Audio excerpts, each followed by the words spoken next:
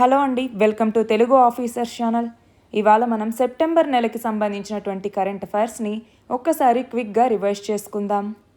ఇక్కడ చూడండి, railway board chairperson మరియు సీఈఓగా జయవర్మ సిన్హా ఈమె నియమితులయ్యారు.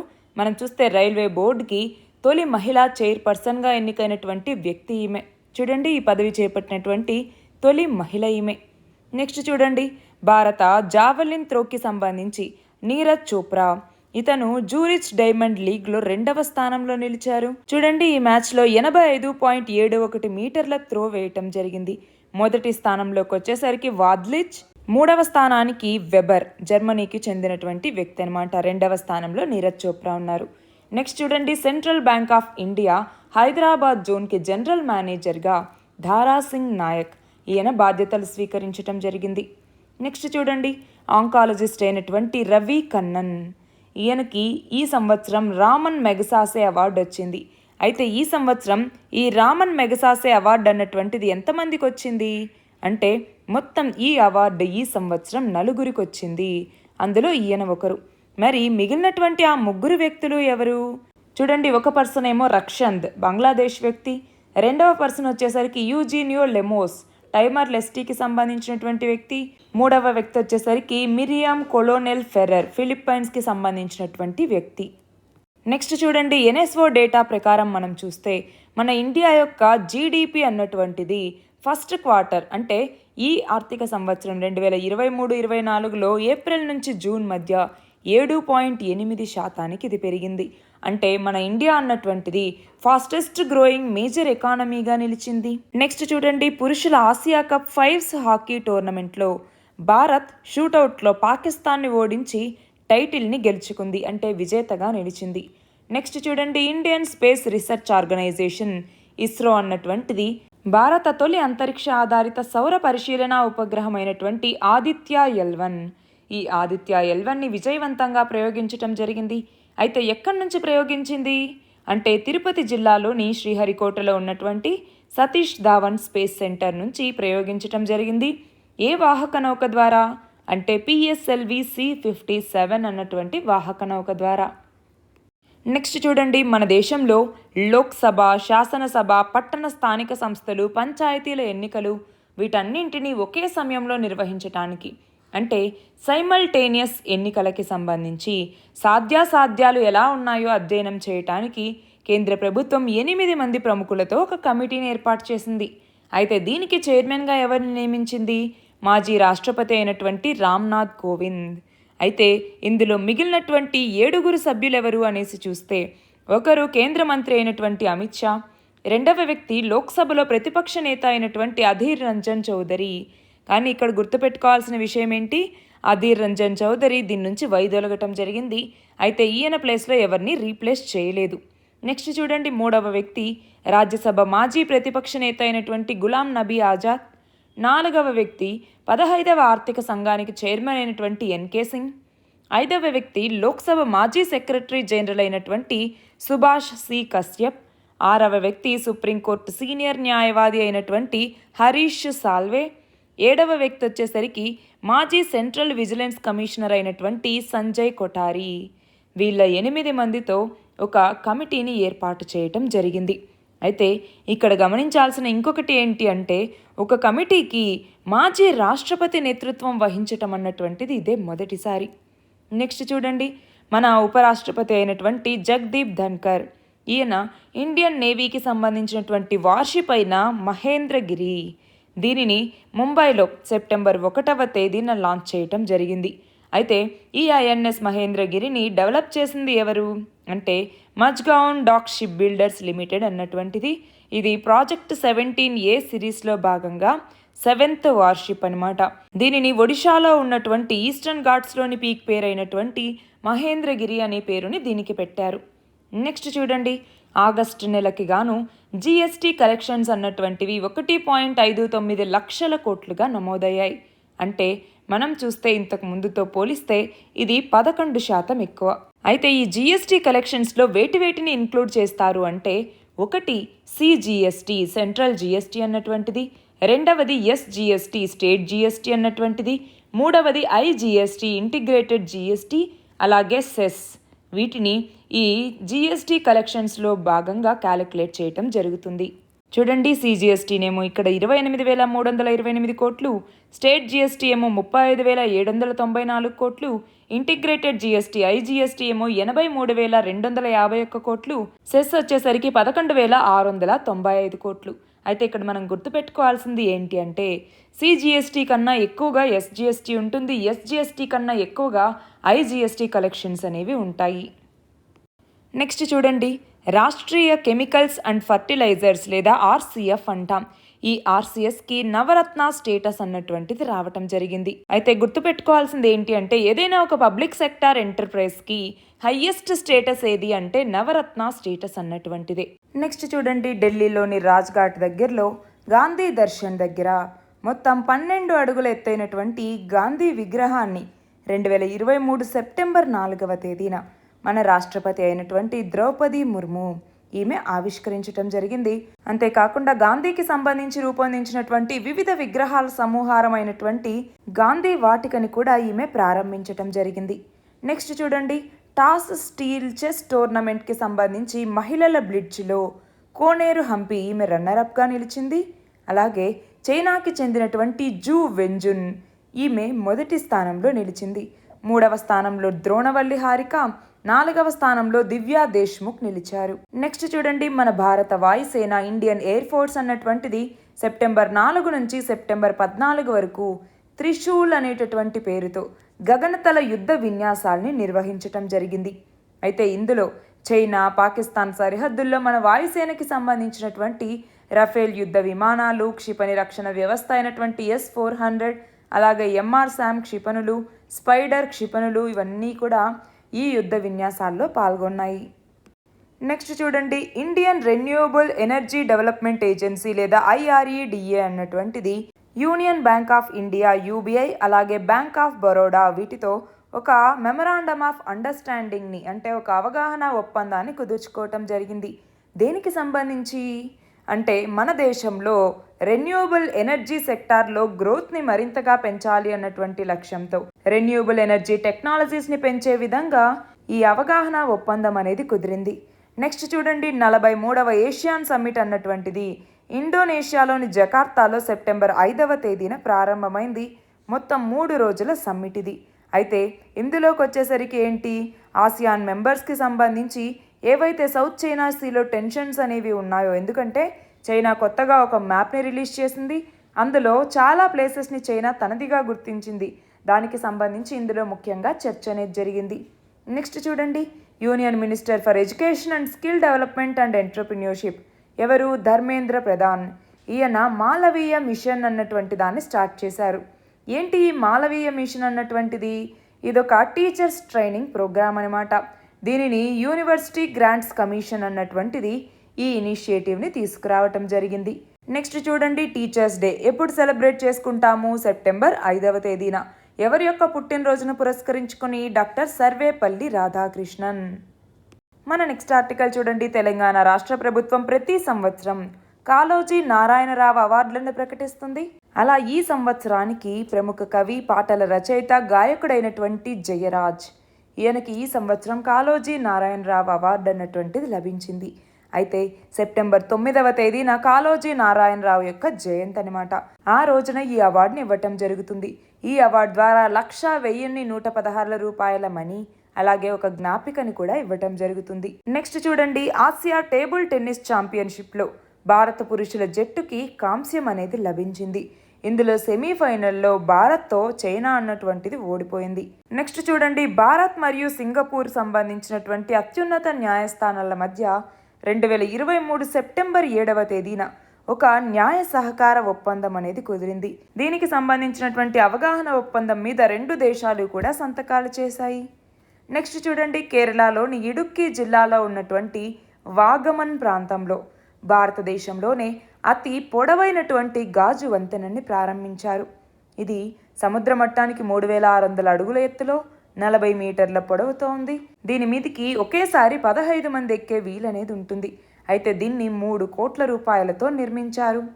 నెక్స్ట్ చూడండి, కేంద్ర ప్రభుత్వం ప్రతి సంవత్సరం నిర్వహించేటటువంటి స్వచ్ఛ వాయు సర్వేలో 10 లక్షలకు మించి జనాభా ఉండేటటువంటి నగరాల్లో మధ్యప్రదేశ్లోని ఇండోర్ ప్రథమ స్థానంలో ఉంది. మనం చూస్తే ఇండోర్ అన్నటువంటిది ఎన్నో సంవత్సరాల నుంచి మొదటి స్థానంలో వస్తోంది. ఆ తర్వాత ఆగ్రా, ఆ తర్వాత మహారాష్ట్రలోని థానే ఉన్నాయి. దాని తర్వాత 3 నుంచి 10 లక్షల లోపు జనాభా ఉండే నగరాల్లో అయితే మహారాష్ట్రలో ఉన్నటువంటి అమరావతి మొదటి స్థానంలో ఉంటే, ఉత్తరప్రదేశ్కి చెందినటువంటి మొరాదాబాద్ 2వ స్థానంలో, ఏపీలోని గుంటూరు 3వ స్థానంలో ఉన్నాయి. 3 లక్షల లోపు జనాభా ఉండే నగరాల్లో అయితే హిమాచల్ ప్రదేశ్కి చెందినటువంటి పర్వాను ఫస్ట్ ప్లేస్లో ఉంటే, హిమాచల్ ప్రదేశ్కి చెందినటువంటి కాలాంబ్ 2వ స్థానంలో, ఒడిశాలో ఉన్నటువంటి అంగుల్ అన్నటువంటిది 3వ స్థానంలో నిలిచింది. నెక్స్ట్ చూడండి, మన ప్రధాని Narendra Modi ASEAN India summit ఎక్కడ జరిగింది? ఇది ఇండోనేషియాలోని జకార్తాలో. ఇందులో పాల్గొన్నారు. అంతేకాకుండా ఇందులో ఒక 12 పాయింట్ల ప్రపోజల్ని కూడా పెట్టారనమాట. దేనికి సంబంధించి అంటే ఇండియా మరియు ఏషియాన్ కోఆపరేషన్కి సంబంధించి, కనెక్టివిటీ, డిజిటల్కి సంబంధించి, ట్రేడ్కి సంబంధించి, అలాగే ఇప్పుడు ఉన్నటువంటి ఛాలెంజెస్కి సంబంధించి, పీపుల్ టు పీపుల్కి సంబంధించి, ఇలా వివిధ రంగాల్లో 2 దేశాల మధ్య కోఆపరేషన్ని పెంచుకోవడం కోసం 12 పాయింట్ల ఒక ప్రపోజల్ని పెట్టడం జరిగింది. నెక్స్ట్ చూడండి, డిపార్ట్మెంట్ ఆఫ్ పోస్ట్ అన్నటువంటిది Big Food Retail Solutions Private Limited అన్నటువంటి దాంతో ఒక ఒప్పందాన్ని కుదుర్చుకుంది. దీని ద్వారా ఏంటి అంటే మన దేశంలో ఈ కామర్స్కి సంబంధించి ఎక్స్పోర్ట్ ఎకో సిస్టమ్ని మరింతగా పెంచడానికి ఇది ఉపయోగపడుతుంది. నెక్స్ట్ చూడండి, ఎస్బీఐ కార్డ్ అన్నటువంటిది simply save merchant SBI card అన్నటువంటి దాన్ని ఎంఎస్ఎంఈస్కి సంబంధించి లాంచ్ చేయడం జరిగింది. సో ఈ simply save merchant SBI card అన్నటువంటిది దేనికి సంబంధించింది అని అడిగితే ఎంఎస్ఎంఈస్ అనేసి మనం చెప్పాలి. నెక్స్ట్ చూడండి, ఎన్పిసిఐ అంటే national payments corporation of India అన్నటువంటిది 2 కన్వర్షనల్ పేమెంట్స్ ఇనిషియేటివ్స్ని తీసుకొచ్చింది. ఆ రెండేంటి? ఒకటి హలో యూపీఐ అన్నటువంటిది, 2 భారత్ బిల్ పే కనెక్ట్ అన్నటువంటిది. ఈ రెండింటిని తీసుకొచ్చినటువంటి ఆర్గనైజేషన్ ఏంటి? National payments corporation of India. Next చూడండి, భారతదేశంలో G20 సదస్సు అనేది జరిగింది, అవునా? మరి ఈ సదస్సులో ఆఫ్రికన్ యూనియన్కి శాశ్వత సభ్యత్వం కల్పిస్తూ నిర్ణయం తీసుకున్నారు.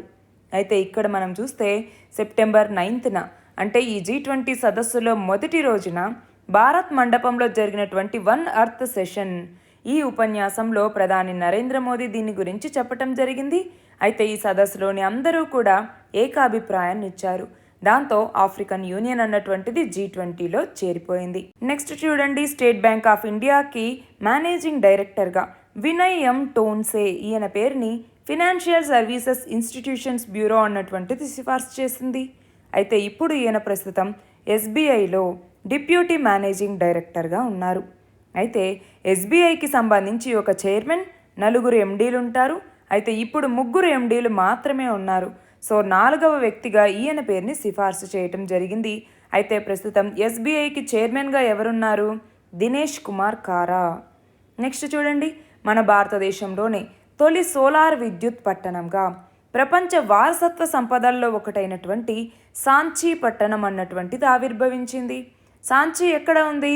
మధ్యప్రదేశ్లో రైసెన్ జిల్లాలో సాంచీ దగ్గరలో ఉన్నటువంటి నౌగౌరీ దగ్గర 3 మెగావాట్ల సామర్థ్యంతో ఒక సోలార్ విద్యుత్ ప్లాంట్ని నెలకొల్పారు. దాన్ని ఆ రాష్ట్ర సీఎం ప్రారంభించారు. అందులో భాగంగా సాంచీని నెట్ జీరో సిటీగా అంటే నికర జీరో సిటీగా మార్చడం కోసం ఆ రాష్ట్ర పునరుత్పాదక ఇంధన శాఖ అలాగే ఐఐటి కాన్పూర్ వీటి మధ్య ఒక ఒప్పందం కూడా కుదిరింది. దీనివల్ల అక్కడ ఒక సంవత్సరంలో సుమారు 14,000 టన్నుల CO2 విడుదల తగ్గుతుంది. అంటే ఇది దాదాపు 2,38,000 చెట్లు గ్రహించేదానికి సమానం. నెక్స్ట్ చూడండి, India, Saudi Arabia, UAE, European Union, France, Italy, Germany అలాగే యుఎస్ ఇవన్నీ కలిసి ఒక జాయింట్ ఇన్ఫ్రాస్ట్రక్చర్ డీల్ని అనౌన్స్ చేశాయి. దాని పేరే India middle east Europe economic corridor అన్నటువంటిది. ఇది మన భారతదేశాన్ని వెస్ట్ ఏషియాతోని, గల్ఫ్ నేషన్తోని అలాగే యూరప్ని కలిపేటటువంటి రైలు మరియు నౌకా మార్గం దీని పరిధిలో ఉంటుంది. దీనికి సంబంధించి India middle east Europe economic corridor అన్నటువంటి పేరుతో మనం ఒక స్పెషల్ వీడియో చేయటం జరిగింది. అది మన ఛానల్లో అవైలబుల్గా ఉంది, మీరు చూడొచ్చు. నెక్స్ట్ చూడండి, మన ప్రధాని నరేంద్ర మోదీ మన G20 ప్రెసిడెన్సీని ఏ దేశానికి అప్పగించటం జరిగింది? బ్రెజిల్కి. బ్రెజిల్ అధ్యక్షుడైనటువంటి లులా డా సిల్వా ఈయనకి అధ్యక్ష బాధ్యతల్ని అప్పగించడం జరిగింది. ఎప్పుడు? సెప్టెంబర్ 10వ తేదీన. అంటే G20 సమ్మిట్ యొక్క లాస్ట్ రోజు 2వ రోజు అనమాట. అంటే దీంతో ఇప్పుడు బ్రెజిల్ అన్నటువంటిది అఫీషియల్గా ఈ G20 ప్రెసిడెన్సీని తీసుకుంది. సో డిసెంబర్ 1వ తేదీ నుంచి ఇది అమల్లోకి వస్తుంది. నెక్స్ట్ చూడండి, అమెరికాకి చెందినటువంటి కోకో గాఫ్, ఈమె తన ఫస్ట్ మేజర్ ఉమెన్స్ సింగిల్ టైటిల్ని గెలుచుకుంది. మేజర్స్ అనేసి మనం వేటిని పిలుస్తాము? గ్రాండ్ స్లామ్ అంటాము. అంటే ఈ గ్రాండ్ స్లామ్ అన్నటువంటిది మొత్తం 4 ఉంటాయి. ఏంటి ఈ గ్రాండ్ స్లామ్స్ అంటే, లేదా గ్రాండ్ స్లామ్ కిందకి ఏమేమి చెప్తాము? 1 Australian open, 2 US open, 3 French open అన్నటువంటిది, 4వది వింబుల్డన్. ఇలా వీటిని గ్రాండ్ స్లామ్ లేదా మేజర్స్ అనేసి పిలుస్తూ ఉంటాము. అందులో US ఓపెన్లో ఉమెన్స్ సింగిల్స్ టైటిల్ ఈమె గెలుచుకుంది కోకో గాఫ్. ఎవరి మీద గెలిచింది? బెలారస్కి చెందినటువంటి అరేనా సబలెంకా ఈమె మీద గెలిచింది. అయితే ఇక్కడ గుర్తుపెట్టుకోవాల్సిన ఇంకొక విషయం ఏంటి అంటే, ఇలాగా యుఎస్కి సంబంధించి ఈ గ్రాండ్ స్లామ్ టైటిల్ గెలుచుకున్నటువంటి first American teenager Serena Williams తర్వాత ఫస్ట్ అమెరికన్ టీనేజర్ ఎవరు అంటే కోకో గాఫే. నెక్స్ట్ చూడండి, సాయుధ దళాల అవసరాల కోసం రఘువంశీ గ్రూప్ అన్నటువంటిది ఒక మానవరహిత గైడెడ్ విమానాన్ని తయారు చేసింది. దాన్ని సెప్టెంబర్ 11వ తేదీన విడుదల చేశారు. ఇది చాలా క్లిష్టమైన ప్రాంతాల్లో కూడా నిఘా చేపట్టడానికి, చిన్న వస్తువుల రవాణాకి తోడ్పడుతుంది. చూడండి, ఇది 200 కిలోల బరువును మోయటంతో పాటు 600 కిలోల బరువును లాగుతుంది కూడా. నెక్స్ట్ చూడండి, ఆర్చరీ ప్రపంచ కప్లో భారత కాంపౌండ్ ఆర్చర్ అయినటువంటి ప్రథమేష్ జాకర్ ఈయన రజతం సాధించటం జరిగింది. అయితే మెక్సికోలో జరిగినటువంటి ఫైనల్లో డెన్మార్క్ చెందినటువంటి మతియాస్ పులెర్టాన్ ఇతని చేతిలో ఇతను ఓడిపోయారు. నెక్స్ట్ చూడండి, సెర్బియాకి చెందినటువంటి నోవాక్ జోకోవిచ్ ఇతను US ఓపెన్ పురుషుల సింగిల్స్ టైటిల్ని గెలుచుకోవటం జరిగింది. దీనికి సంబంధించి గ్రాండ్ స్లామ్స్కి సంబంధించినటువంటి వీడియో మన ఛానల్లో అవైలబుల్గా ఉంది. అందులో గ్రాండ్ స్లామ్కి సంబంధించినటువంటి 4 మేజర్ ఈవెంట్స్లో ఎవరెవరు గెలిచారు, రన్నర్స్ ఎవరు, విన్నర్స్ ఎవరు అన్నట్టుగా అందులో ఇవ్వటం జరిగింది. ఒకసారి మీరు చూడొచ్చు. నెక్స్ట్ చూడండి, CSIR council of scientific and industrial research అంటాము. ఇది శాంతి స్వరూప్ భట్నాగర్ అవార్డ్స్ని 2022కు గాను ప్రకటించడం జరిగింది. అయితే ఈ అవార్డుని 45 సంవత్సరాల లోపు వాళ్ళకి మాత్రమే ఇస్తారు. అలాగా డాక్టర్ మద్దిక సుబ్బారెడ్డి, హైదరాబాద్ నుంచి డాక్టర్ మద్దిక సుబ్బారెడ్డి, ఇతనికి ఈ అవార్డు అనేటటువంటిది రావటం జరిగింది. నెక్స్ట్ చూడండి, UNDP United Nations development programme, అలాగే NABARD National Bank for Agriculture and Rural Development, ఇవి 2 ఒక అవగాహన ఒప్పందాన్ని కుదుర్చుకున్నాయి. దేనికి సంబంధించి అంటే, స్మాల్ హోల్డర్ ఫార్మర్స్ ఎవరైతే ఉంటారో వాళ్ళకి అగ్రికల్చర్ మరియు ఫుడ్ సిస్టమ్స్లో సపోర్ట్ అనేది ఇవ్వాలి, వాళ్ళకి ఇన్నోవేషన్స్ అనేవి తీసుకురావాల్సిన అవసరం ఉంది అన్నట్టుగా ఇవి ఒక అవగాహన ఒప్పందాన్ని కుదుర్చుకోవటం జరిగింది. నెక్స్ట్ చూడండి, మన రాష్ట్రపతి అయినటువంటి ద్రౌపది ముర్ము, ఈమె first global symposium on farmers rights అన్నటువంటి దాన్ని న్యూఢిల్లీలో ఇనాగ్రేట్ చేయటం జరిగింది. అయితే మనం చూస్తే ఈ సింపోజియంని ఎవరు ఆర్గనైజ్ చేస్తారు అంటే, secretariat of international treaty on plant Genetic resources for food and agriculture, ఇది FAOకి సంబంధించినటువంటి ఒక ఆర్గనైజేషన్ అనమాట. అయితే ఇక్కడ మనం చూస్తే ఇందులోకి వచ్చేసరికి ఏంటి, ప్లాంట్ వెరైటీస్ని అలాగే ఫార్మర్ రైట్స్ని ప్రొటెక్ట్ చేయాలి అన్నట్టుగా Indian Council of Agricultural Research, అలాగే IARI అంటే ఇండియన్ అగ్రికల్చరల్ రీసెర్చ్ ఇన్స్టిట్యూట్ అన్నటువంటిది ఈ ICARకి సంబంధించిందే. అలాగే ICARకి సంబంధించినటువంటి National Bureau of Plant Genetic Resources, వీటన్నింటితో కొలాబరేట్ అయ్యి ఈ FAOకి సంబంధించినటువంటి ఈ ఆర్గనైజేషన్ ఈ సింపోజియంని ఆర్గనైజ్ చేయటం జరిగింది. నెక్స్ట్ చూడండి, భారత వైమానిక దళాధిపతి మరియు ఎయిర్ చీఫ్ మార్షల్ అయినటువంటి VR చౌదరి, ఈయన సెప్టెంబర్ 13వ తేదీన స్పెయిన్లో ఉన్నటువంటి సవేల్ అన్నటువంటి నగరంలో ఒక కార్యక్రమం అనేది జరిగింది. అందులో అత్యాధునిక సైనిక రవాణా విమానమైనటువంటి C-295ని ఈయన అందుకోవటం జరిగింది. అయితే ఈ C-295 విమానాన్ని తయారు చేసినటువంటి సంస్థ ఏది అంటే air bus defence and space అన్నటువంటి సంస్థ. అయితే మనం 2021లో ఈ air bus defence and space సంస్థతో 21,935 కోట్ల ఒప్పందాన్ని కుదుర్చుకున్నాం. ఇందులో భాగంగా 56 C-295 విమానాలని ఆ సంస్థ అందించాలి. గుర్తుపెట్టుకోవాలి, నెంబర్ కూడా ఇంపార్టెంటే, 56 C-295 విమానాలు. అందులో తొలిగా 16 విమానాల్ని స్పెయిన్ నుంచి సరఫరా చేస్తారు. మిగిలిన 40ని టాటా సంస్థతో కలిసి మన దేశంలోని వడోదరాలో తయారు చేయబోతూ ఉన్నారు. నెక్స్ట్ చూడండి, ఇంటర్నేషనల్ క్రికెట్ కౌన్సిల్ ఐసీసీ 2023లో ప్రకటించినటువంటి ఐసీసీ వన్డే ర్యాంకింగ్స్లో టీమిండియా ఓపెనర్ అయినటువంటి శుభమన్ గిల్ ఈయన 2వ ర్యాంక్ని సాధించడం జరిగింది. రోహిత్ శర్మ 8వ స్థానం, విరాట్ కోహ్లీ 9వ స్థానంలో ఉన్నారు. అలాగే వన్డే బౌలర్ల జాబితాలో భారత స్పిన్నర్ అయినటువంటి కుల్దీప్ యాదవ్ ఈయన 7వ స్థానంలో ఉన్నారు. అలాగే జోష్ హేజిల్వుడ్ ఇతను నెంబర్ 1 బౌలర్గా కొనసాగుతూ ఉన్నారు. బుమ్రా ఏమో 27వ స్థానంలో, హార్దిక్ పాండ్యా 56వ స్థానంలో ఉన్నారు. నెక్స్ట్ చూడండి, శ్రీ పొట్టి శ్రీరాములు నెల్లూరు జిల్లా కావలి ప్రాంతానికి చెందినటువంటి ప్రవీణ్ అన్నటువంటి వ్యక్తి జేమ్స్ డైసన్ అవార్డ్ 2023ని గెలుచుకున్నారు. దేనికి సంబంధించి అంటే సాంకేతికత మరియు ఇతర డిజిటల్ పరికరాలు కూడా వాడలేని స్థితిలో ఉండే దివ్యాంగుల కోసం డెక్స్ట్రోవేర్ డివైజెస్ అనే ప్రత్యేక పరికరాన్ని రూపొందించడం జరిగింది. అవేం చేస్తాయి అంటే తలని కదల్చడం ద్వారా సెన్సార్లు సేకరించే సమాచారాన్ని తీసుకుని దానికి అనుగుణంగా అవి పనిచేస్తాయి. దానికి సంబంధించి ఇతనికి ఈ జేమ్స్ డైసన్ అవార్డు అనేది వచ్చింది. నెక్స్ట్ చూడండి, మన దేశంలో ఈ కోర్ట్స్కి సంబంధించి 3వ దశ ప్రాజెక్ట్కి కేంద్ర మంత్రివర్గం 7,210 కోట్లు కేటాయించింది. అయితే 2023తో కలిపి రాబోయే 4 ఏళ్లలో దీన్ని పూర్తి చేయాలి అనేసి లక్ష్యంగా పెట్టుకుంది. అయితే ఇప్పుడు 3వ దశ ప్రాజెక్ట్ని యాక్సెస్ అండ్ ఇన్క్లూజన్ అనేటటువంటి సూత్రాన్ని ఉపయోగించి చేపడుతున్నారు. ఇందులో న్యాయ వ్యవస్థని పూర్తిగా కాగితరహిత కోర్టులుగా మార్చడం జరుగుతుంది. మొత్తం కోర్టు రికార్డులన్నీ డిజిటలైజ్ చేయటం జరుగుతుంది. అంటే అన్ని కోర్టుల్లో ఈ ఫైలింగ్, ఈ పేమెంట్స్ ఇలాంటి వ్యవస్థని అందుబాటులోకి తీసుకొస్తారు. వీటి కోసం ఈ సేవా కేంద్రాలను ఏర్పాటు చేయటం జరుగుతుంది. అంటే మొత్తం న్యాయ వ్యవస్థకంతా ఒక యూనిఫైడ్ టెక్నాలజీ ప్లాట్ఫామ్ని తీసుకురావటం ఈ 3వ దశ యొక్క లక్ష్యం. నెక్స్ట్ చూడండి, భారత సంతతి వ్యక్తి అయినటువంటి ధర్మన్ షణ్ముగరత్నం ఈయన సింగపూర్కి 9వ ప్రెసిడెంట్గా ఎన్నికవ్వటం జరిగింది. నెక్స్ట్ చూడండి, రజనీష్ కుమార్ ఇతను మాస్టర్ కార్డ్కి చైర్మన్గా అపాయింట్ అవ్వటం జరిగింది. నెక్స్ట్ చూడండి, టైమ్ మ్యాగజైన్ అన్నటువంటిది 2023కి సంబంధించి time 100 next the emerging leaders shaping the world అన్నటువంటి ఒక లిస్ట్ని ఇవ్వటం జరిగింది. అందులో మన భారతదేశానికి చెందినటువంటి 3 ఎవరు, హర్మన్ ప్రీత్ కౌర్, అలాగే నందితా వెంకటేశన్, అలాగే విను డేనియల్, వీళ్ళ 3 ఇందులో ఉన్నారు. వీళ్ళు కాకుండా ఇండియన్ ఆరిజిన్ వ్యక్తి అయినటువంటి నబరూన్ దాస్ గుప్తా ఇతను కూడా ఈ లిస్ట్లో ఉన్నారు.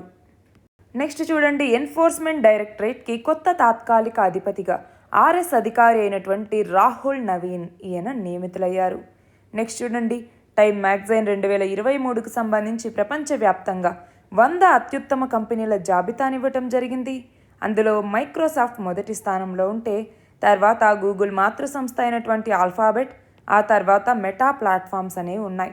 అయితే ఇందులో మన భారతదేశం నుంచి ఒక్క సంస్థ మాత్రమే ఉంది, అది ఇన్ఫోసిస్ 64వ స్థానంలో ఉంది.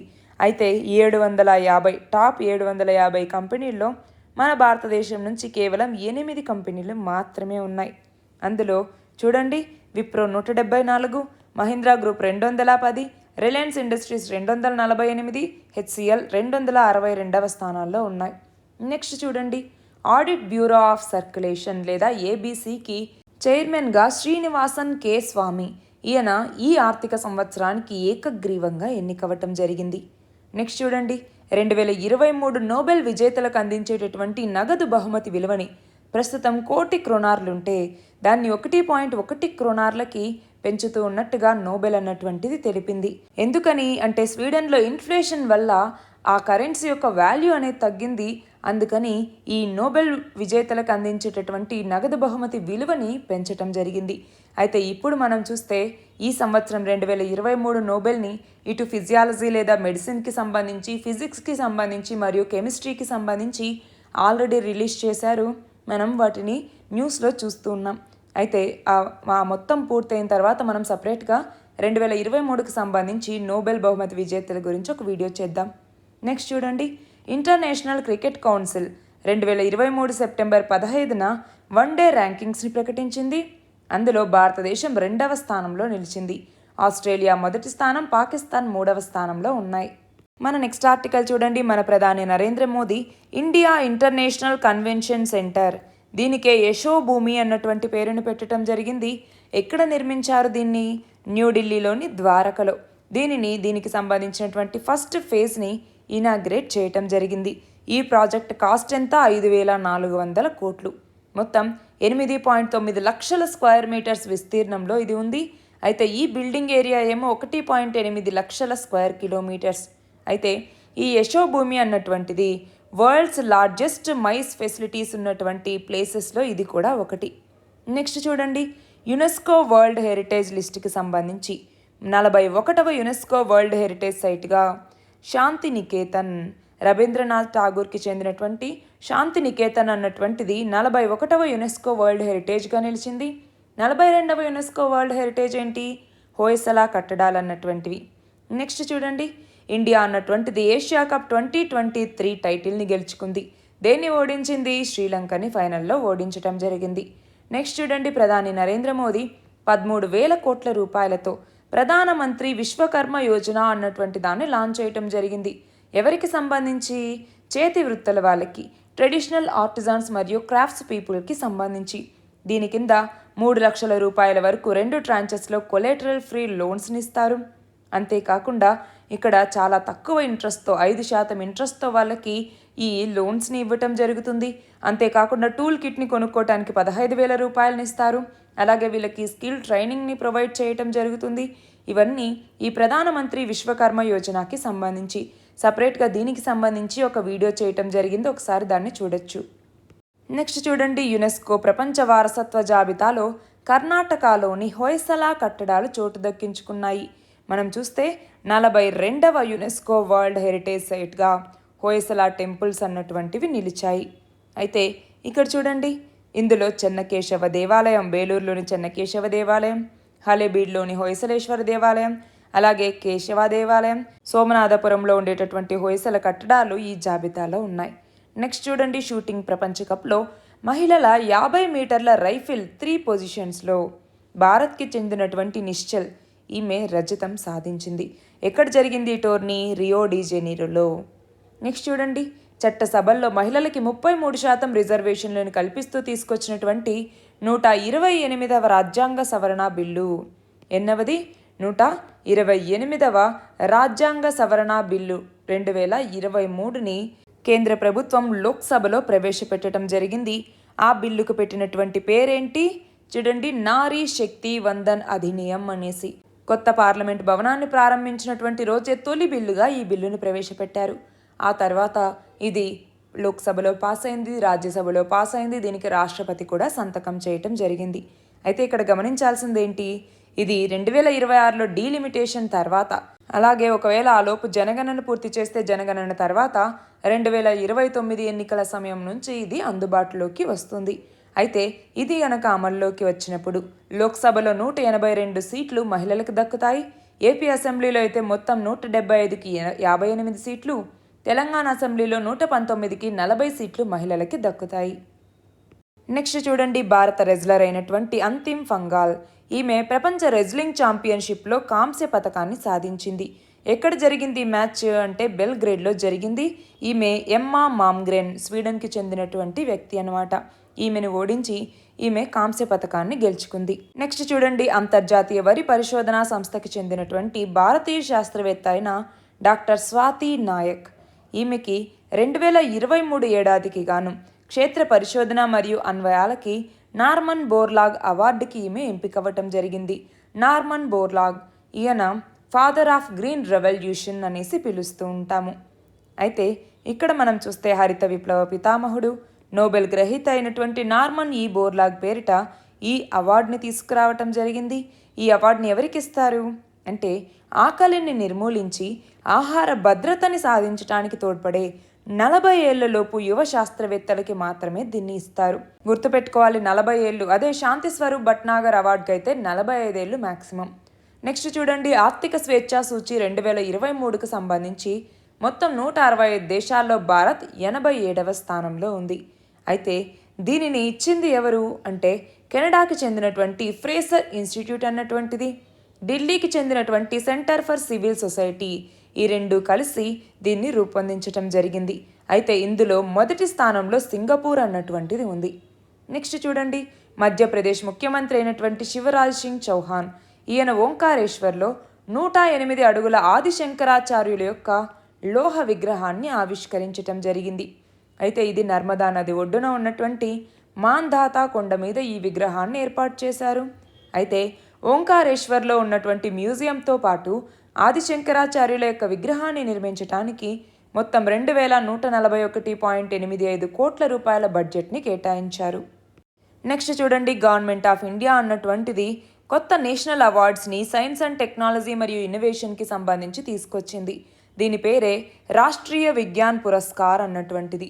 అంటే ఇంతకుముందు ఉన్నటువంటి శాంతి స్వరూప్ భట్నాగర్ అవార్డు కానివ్వండి, ఇంకొన్ని సైన్స్ అండ్ టెక్నాలజీ మరియు ఇన్నోవేషన్కి సంబంధించినటువంటి అవార్డ్స్ అన్నింటి ప్లేస్లో ఈ రాష్ట్రీయ విజ్ఞాన్ పురస్కార్ అన్నటువంటి దాన్ని తీసుకొచ్చారు. దీని కింద మొత్తం 4 అవార్డులు ఉంటాయి. దీనికి సంబంధించి ఒక సపరేట్ వీడియో చేయటం జరిగింది, మీరు అందులో చూడొచ్చు. నెక్స్ట్ చూడండి, నేషనల్ మెడికల్ కమిషన్, ఇది World Federation for Medical Education recognition స్టేటస్ని పొందింది. ఇది 10 సంవత్సరాల వరకు ఉంటుందన్నమాట. అంటే ఈ రికగ్నిషన్లో భాగంగా ఇప్పుడు ఇండియాలో ఉన్నటువంటి 706 మెడికల్ కాలేజెస్కి ఈ రికగ్నిషన్ అనేది ఉంటుంది. అంతేకాకుండా ఇది 10 సంవత్సరాలు ఉంటుంది కాబట్టి 10 సంవత్సరాల లోపు ఏర్పాటు చేసే మెడికల్ కాలేజెస్ అన్నింటికి ఆటోమేటిక్గా ఈ అక్రెడిషన్ అన్నటువంటిది వర్తిస్తుంది. నెక్స్ట్ చూడండి, ఇంటర్నేషనల్ డే ఆఫ్ పీస్ ఎప్పుడు జరుపుకుంటాం? సెప్టెంబర్ 21వ తేదీన. అయితే ఈ సంవత్సరం థీమ్ వచ్చేసరికి actions for peace, our ambition for the global goals అన్నటువంటిది. నెక్స్ట్ చూడండి, BCCI Board of Control for Cricket in India, ఇది SBI లైఫ్ని తన యొక్క అఫీషియల్ పార్ట్నర్స్లో ఒకటిగా చేర్చుకోవటం జరిగింది. అయితే ఇది డొమెస్టిక్ మరియు ఇంటర్నేషనల్ సీజన్ 2023-26కు సంబంధించి మాత్రమే. అంటే 3 సంవత్సరాల అగ్రిమెంట్ ఇది. నెక్స్ట్ చూడండి, మన ప్రధాని నరేంద్ర మోదీ సెప్టెంబర్ 23వ తేదీన అంతర్జాతీయ న్యాయవాదుల సదస్సును ఢిల్లీలో స్టార్ట్ చేయటం జరిగింది. అయితే దీన్ని నిర్వహించేది ఎవరు? బార్ కౌన్సిల్ ఆఫ్ ఇండియా అన్నటువంటిది. అలాగే ఇక్కడ చూడండి, మన ప్రధాని నరేంద్ర మోదీ సెప్టెంబర్ 23న వారణాసిలో అంతర్జాతీయ క్రికెట్ స్టేడియంకి శంకుస్థాపన చేయటం జరిగింది. ఎక్కడుంది ఇది? వారణాసిలో. చూడండి, 30 ఎకరాల్లో 30,000 సీటింగ్ సామర్థ్యంతో 450 కోట్ల రూపాయలతో ఈ స్టేడియాన్ని నిర్మిస్తున్నారు. నెక్స్ట్ చూడండి, క్రికెట్లోని 3 ఫార్మెట్స్లో, అంటే టెస్ట్కి సంబంధించి, T20కి సంబంధించి, వన్డే ఫార్మెట్కి సంబంధించి టీమిండియా ఇప్పుడు నెంబర్ 1 జట్టుగా ఉంది. అంటే ఇప్పటి వరకు మనం చూస్తే T20, టెస్టులు, వన్డే వీటన్నింటిలో ఇప్పటి వరకు దక్షిణాఫ్రికా తర్వాత 3 ఫార్మెట్లలో నెంబర్ 1 అయినటువంటి జట్టు భారతదేశమే. నెక్స్ట్ చూడండి, 19వ ఆసియా క్రీడలు అన్నటువంటివి చైనాలోని హాంగ్జౌ నగరంలో ప్రారంభమయ్యాయి. ఇక్కడ ఉన్నటువంటి ఒలింపిక్ స్పోర్ట్స్ కేంద్రం స్టేడియంలో ఇవి ప్రారంభమయ్యాయి. ఇవి అక్టోబర్ 8వ తేదీ వరకు జరుగుతాయి. అయితే ఇవి 19వ ఆసియా క్రీడలు. ఇవి మొదటిగా 1951లో మన భారతదేశంలోని న్యూఢిల్లీలో జరిగాయన్నమాట. అయితే 1954 నుంచి ప్రతి 4 ఏళ్లకు ఒకసారి ఈ క్రీడలు అనేవి జరుగుతున్నాయి. అయితే కరోనా వల్ల ఇప్పుడు 2022లో జరగాల్సింది ఇప్పుడు 2023లో జరుగుతోంది. నెక్స్ట్ చూడండి, వరల్డ్ రివర్స్ డే అన్నటువంటి దాన్ని ప్రతి సంవత్సరం సెప్టెంబర్ 4వ సండే జరుపుకుంటాం. అలా ఈ సంవత్సరం సెప్టెంబర్ 24వ తేదీన వచ్చిందనమాట. అయితే మొదటిసారిగా మనము ఈ ప్రపంచ నదీ దినోత్సవాన్ని 2005వ సంవత్సరంలో సెలబ్రేట్ చేసుకున్నాము. అయితే ఈ సంవత్సరం థీమ్ చూడండి, water ways in our communities అన్నటువంటిది ఈ సంవత్సరం థీమ్. నెక్స్ట్ చూడండి, క్వాడ్ గ్రూప్కి సంబంధించినటువంటి ఫారిన్ మినిస్టర్స్. క్వాడ్ గ్రూప్లో ఏ దేశాలు ఉన్నాయి? ఇండియా, ఆస్ట్రేలియా, జపాన్ మరియు US. ఈ క్వాడ్ గ్రూప్కి చెందినటువంటి ఫారిన్ మినిస్టర్స్ న్యూయార్క్లో జరిగినటువంటి UNGA United nations general assembly సెషన్లో భాగంగా సైడ్ మీటింగ్స్లో భాగంగా వీళ్ళందరూ మీట్ అవ్వటం జరిగింది. ఇందులో భాగంగా దేని గురించి చర్చించుకున్నారు? ఇండో పసిఫిక్ రీజియన్ని ఫ్రీ అండ్ ఓపెన్గా ఉంచటానికి, అలాగే ఇంటర్నేషనల్ లాకి అనుగుణంగా డిస్ప్యూట్స్ని రిజాల్వ్ చేసుకోవటానికి సంబంధించి వీళ్ళందరూ చర్చించుకోవటం జరిగింది. నెక్స్ట్ చూడండి, ఇప్పుడు ఏషియన్ గేమ్స్ అనేవి జరుగుతున్నాయి. అందులో భాగంగా ఇండియాకి 5 మెడల్స్ అనేవి వచ్చాయి అన్నట్టుగా ఇక్కడ చెప్తున్నారు. ఒకసారి మనము ఈ ఏషియన్ గేమ్స్ అనేవి అక్టోబర్ 8వ తేదీన ముగుస్తాయి కదా, దాని తర్వాత ఏషియన్ గేమ్స్కి సంబంధించి ఒక డీటెయిల్డ్ వీడియో చేద్దాము. ఇప్పుడైతే జస్ట్ గుర్తుపెట్టుకోండి, 19th ఏషియన్ గేమ్స్ అన్నటువంటివి మొదలయ్యాయి. ఎక్కడ జరుగుతున్నాయి అంటే చైనాలోని హాంగ్జౌ అన్నటువంటి ప్రదేశంలో. నెక్స్ట్ చూడండి, ఇంటర్నేషనల్ డే ఆఫ్ సైన్ లాంగ్వేజెస్ని ప్రతి సంవత్సరం సెప్టెంబర్ 23వ తేదీన నిర్వహించడం జరుగుతుంది. అయితే ఈ సంవత్సరం థీమ్ వచ్చేసరికి a world where deaf people everywhere can sign everywhere అన్నటువంటిది. నెక్స్ట్ చూడండి, తెలంగాణలోని సిద్దిపేట జిల్లా చిన్న కోడూరు మండలంలో ఉన్నటువంటి చంద్లాపూర్, అలాగే జనగామ జిల్లాలో ఉన్నటువంటి పెంబర్తి, వీటిని కేంద్ర ప్రభుత్వం ఉత్తమ పర్యాటక గ్రామాలుగా ఎంపిక చేయటం జరుగుతుంది. మనం ప్రతి సంవత్సరం ప్రపంచ పర్యాటక దినోత్సవాన్ని సెప్టెంబర్ 27వ తేదీన జరుపుకుంటాము. దాని సందర్భంగా ఈ అవార్డులను ఇవ్వటం జరుగుతుంది. అయితే ఇక్కడ గుర్తుపెట్టుకోవాల్సిందేంటి, సిద్దిపేట ప్రాంతానికి చెందినటువంటి గొల్లబామ చీరలు యునెస్కో గుర్తింపును కూడా పొందాయి. నెక్స్ట్ చూడండి, ఆసియా క్రీడలకు సంబంధించి ఇక్కడ ఏం చెప్తున్నారు, 10 మీటర్స్ ఎయిర్ రైఫిల్ విభాగంలో ఒక స్వర్ణ పథకం అనేది రావటం జరిగింది. అలాగే భారత మహిళల క్రికెట్ జట్టు ఇక్కడ స్వర్ణ పథకం సాధించింది. నెక్స్ట్ చూడండి, ప్రపంచ పర్యాటక దినోత్సవాన్ని ప్రతి సంవత్సరం సెప్టెంబర్ 27వ తేదీన నిర్వహిస్తారు. ఎవరు నిర్వహిస్తారు? United Nations World Tourism Organisation అన్నటువంటిది. 1979లో దీన్ని ప్రారంభిస్తే 1980 నుంచి దీన్ని జరుపుకుంటూ ఉన్నారు. ఈ సంవత్సరం థీమ్ చూడండి, పర్యాటకం హరిత పెట్టుబడి, అంటే టూరిజం అండ్ గ్రీన్ ఇన్వెస్ట్మెంట్ అన్నటువంటిది ఈ సంవత్సరం థీమ్. నెక్స్ట్ చూడండి, ఏషియన్ డెవలప్మెంట్ బ్యాంక్ అన్నటువంటిది భార్గవ్ దాస్ గుప్తా, ఇతన్ని వైస్ ప్రెసిడెంట్ అంటే మార్కెట్ సొల్యూషన్స్కి సంబంధించి వైస్ ప్రెసిడెంట్గా 3 సంవత్సరాల కాలానికి గాను ఎంపిక చేయటం జరిగింది. అయితే ఈ ఏషియన్ డెవలప్మెంట్ బ్యాంక్ని 1996వ సంవత్సరంలో స్థాపించటం జరిగింది. నెక్స్ట్ చూడండి, మన డిఫెన్స్ మినిస్టర్ అయినటువంటి రాజ్నాథ్ సింగ్, ఈయన భారత్ డ్రోన్ శక్తి 2023 అన్నటువంటి దాన్ని ఇనాగ్రేట్ చేయటం జరిగింది. ఇక్కడ ఇండియన్ ఎయిర్ ఫోర్స్ బేస్ అన్నటువంటిది గాజియాబాద్లో ఉంది, అక్కడ ఇనాగ్రేట్ చేశారు. అయితే దీన్ని ఎవరు ఆర్గనైజ్ చేస్తున్నారు అంటే ఇండియన్ ఎయిర్ ఫోర్స్, అలాగే డ్రోన్ ఫెడరేషన్ ఆఫ్ ఇండియా, ఇవి రెండు కలిసి దీన్ని ఆర్గనైజ్ చేస్తూ ఉన్నాయి. అందులో భాగంగా మన యూనియన్ డిఫెన్స్ మినిస్టర్ అయినటువంటి రాజ్నాథ్ సింగ్, ఈయన C-295MW ట్రాన్స్పోర్ట్ ఎయిర్ క్రాఫ్ట్ని ఇందులోకి ఇండక్ట్ చేయటం జరిగింది. నెక్స్ట్ చూడండి, వెటరన్ యాక్టర్ అయినటువంటి వహీదా రెహమాన్, ఈమె 2023కు సంబంధించి దాదాసాహెబ్ ఫాల్కే అవార్డుని గెలుచుకుంది. నెక్స్ట్ చూడండి, మన ప్రధాని నరేంద్ర మోదీ 9 వందే భారత్ ఎక్స్ప్రెస్ ట్రైన్స్ని వర్చువల్గా ఇనాగ్రేట్ చేయటం జరిగింది. మనం చూస్తే ఈ సెమీ హై స్పీడ్ ట్రైన్స్ అన్నటువంటి ఇప్పుడు 25 రూట్లలో నడుస్తూ ఉన్నాయి. అయితే ఇప్పుడు ఈ 9 అన్నటువంటివి కలవటంతో మొత్తం 34 రూట్లలో ఈ వందే భారత్ ఎక్స్ప్రెస్లు అనేవి నడుస్తున్నాయి. నెక్స్ట్ చూడండి, తైవాన్ సొంతంగా ఒక జలంతర్గామిని తయారు చేసింది. దాని పేరేంటి అంటే హైకు అన్నటువంటిది ఈ జలంతర్గామి యొక్క పేరు. అయితే ఇది 2024వ సంవత్సరం నాటికి ఆ దేశ నౌకాదళం చేతికి అందబోతోంది. చివరిగా చూడండి, మన భారత హరిత విప్లవ పితామహుడు, వ్యవసాయ శాస్త్రవేత్త అయినటువంటి MS స్వామినాథన్, ఈయన మరణించారు. మనం చూస్తే ఈయన తమిళనాడులోని కుంభకోణంలో ఆగస్టు 7, 1925లో జన్మించారు. అయితే ఈయనకి రామన్ మెగసాసే అవార్డు 1971లో వచ్చింది. Robert Einstein world science award, environmental achievement award, world food praise, ఇలాంటి చాలా పురస్కారాలు వచ్చాయి. అంతేకాకుండా మన దేశంలో అయితే పద్మశ్రీ, పద్మభూషణ్, పద్మవిభూషణ్ ఇవన్నీ అందుకున్నారు. అంతేకాకుండా ప్రపంచవ్యాప్తంగా వివిధ విశ్వవిద్యాలయాల నుంచి 84 గౌరవ డాక్టరేట్లను కూడా అందుకున్నారు. అంతేకాకుండా ఈయన Indian Council of Agricultural research సంస్థకి జనరల్ డైరెక్టర్గా పనిచేశారు. అలాగే కేంద్ర వ్యవసాయ మంత్రిత్వ శాఖ యొక్క ప్రధాన కార్యదర్శిగా పనిచేయటం జరిగింది. అంతర్జాతీయ వరి పరిశోధనా సంస్థకి డైరెక్టర్ జనరల్గా పనిచేశారు. International union of the conservation of nature and natural resource సంస్థకి అధ్యక్షుడిగా పనిచేయటం జరిగింది. అలాగే 2010 నుంచి 2013 మధ్య ఆహార భద్రత మీద ప్రపంచ స్థాయి నిపుణుల కమిటీకి చైర్మన్గా కూడా ఈయన వ్యవహరించారు. ఇవి సెప్టెంబర్ నెలకి సంబంధించినటువంటి important current affairs. All the very best and thank you very much.